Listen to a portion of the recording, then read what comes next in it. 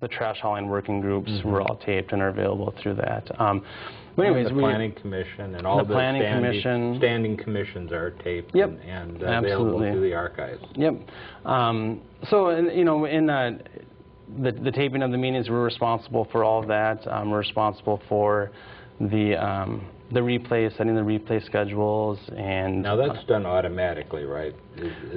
Portions of it, where I continue to work on that a little bit so that it is fully automated, but you know, we still set the schedule. The nice part about it is that previously, over about a year ago, we had a deck of DVDs that would then play. So we were limited to the amount of DVD players we had, and now with the advance of recording right to computer and then replaying from that computer, it allows us to add in a lot more, I think, timely material. We do a lot more public service announcements on it, things like that. So, and you know, I know. Again, I stated we have 3 full-time people in this department, but we have a core of dedicated, I guess you call them part-time casual people that actually do the taping. And I noticed just since I've been here that the quality of the action, so to speak, has improved, and so it must be just we have some long-term employees.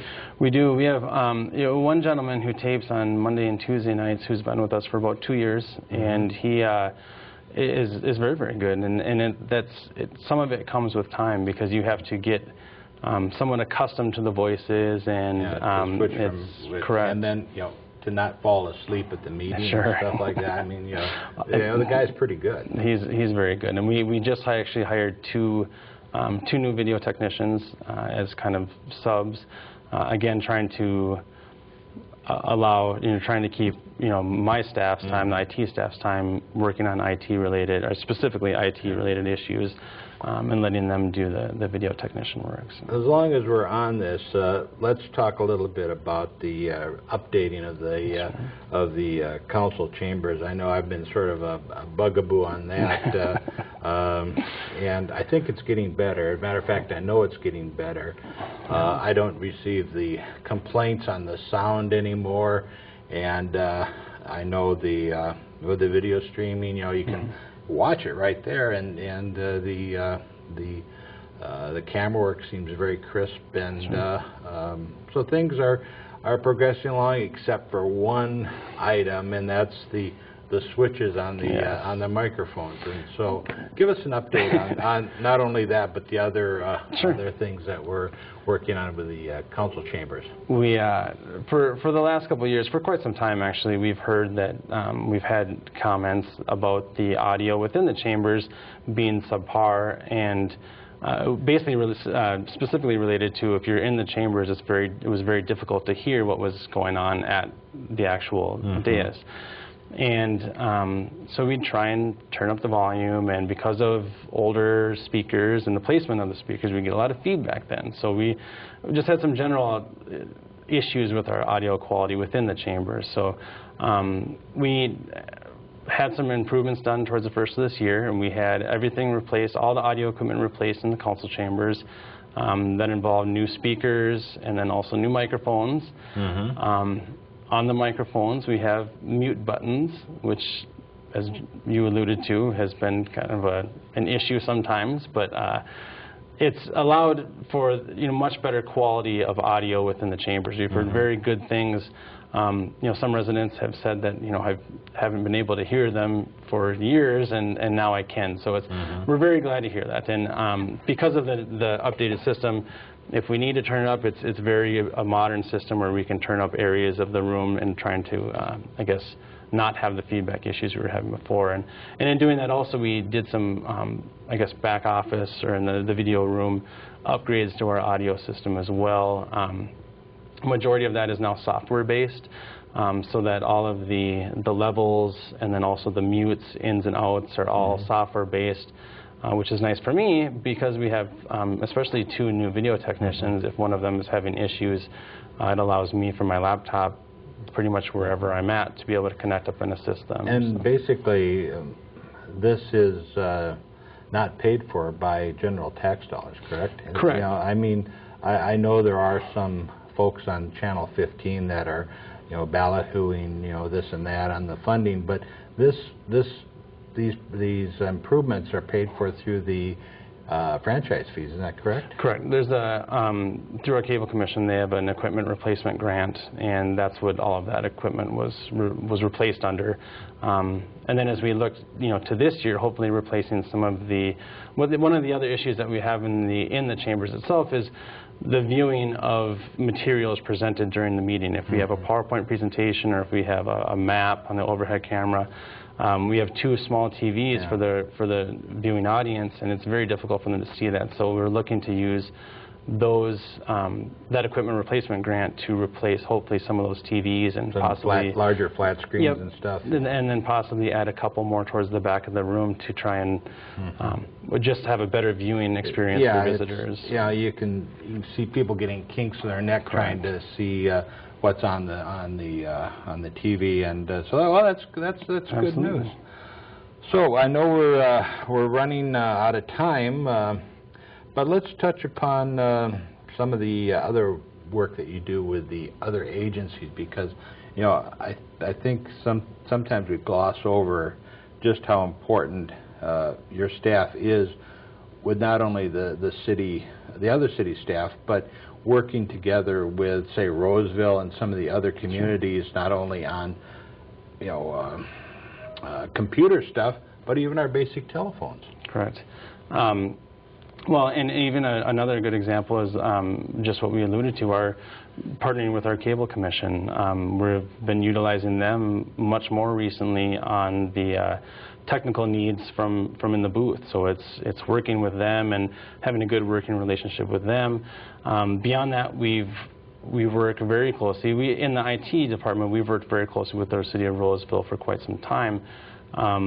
We just had an agreement that went to the City Council that is kind of formalizing that a little bit to the point where we now are looking to hopefully in the future be able to us share services with them, they share services with us.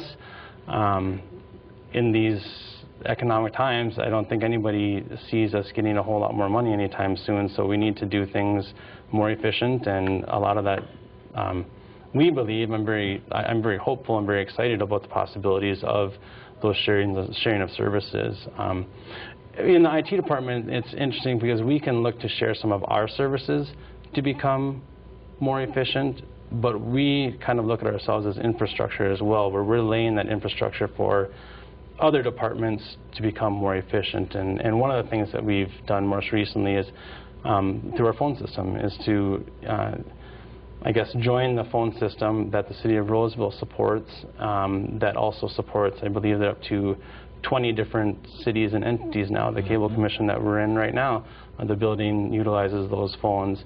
And what I firmly believe down the road that's going to allow for is much more of those sharing of services in other departments as well. If we have building officials, we're doing it right now with our engineering department, where we have an engineer who's sharing of services with Roseville. Roseville has a need.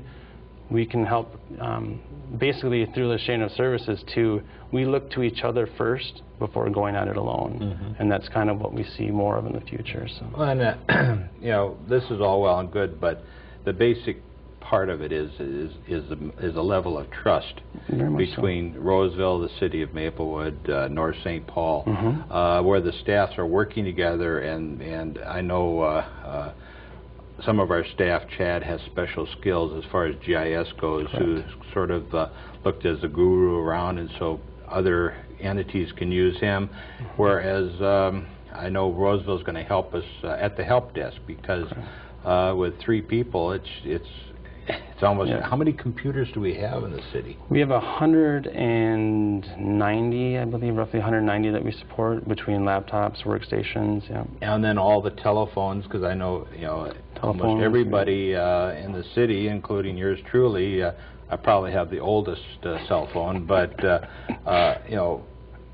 utilize that, and it's integral to the operation of the city. All the police officers have the push-to-talk function, besides their radios, so that they can communicate with each other without having to go out over the airwaves and this type of thing. And so I think when people sit back and look, they'll realize that the IT department is really the it department, because you've got your fingers in everything. We certainly do, and that was one point that I was going to make, is that, like I said earlier, there's literally every city employee uses something that we either manage or support, or whether it's, like you said, phones or cell phones or any number of things that we work on, and it certainly keeps us on our toes. Yeah. So now we've only got 2 minutes left. Tell me what the project you're most proud of, or projects you're the most proud of. And how long have you been with the city now? It'll be 10 years in March. 10 years, wow. So we got you right out of swaddling clothes, didn't we? Yeah, exactly. So what are you most proud of?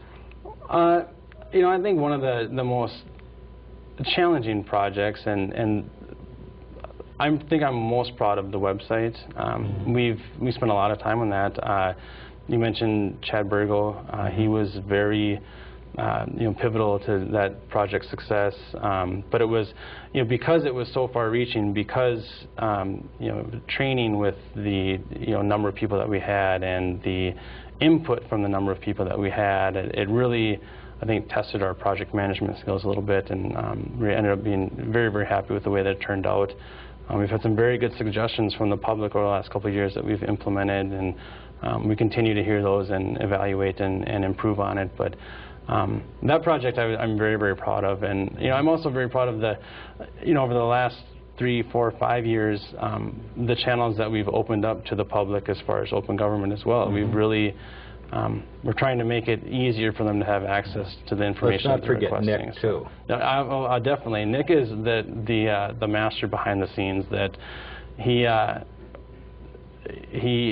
is the one with his fingers in lots of different areas. So he is very, very good. If it isn't broke, he can fix it. And if it's broke, he can still fix it, right? Exactly. I know you guys do a great work for the city, and I'm thinking back now that with the small administrative staff we have, everything used to be more clerical, but I can count probably on my hand the number of formal letters I write in a week compared to the emails that these fingers are punching out, and I think we have improved our productivity, and improved productivity hopefully translates to more efficient government and better services to the public. And our time is up, so again, thanks Michael Folds, Director of IT, or IT.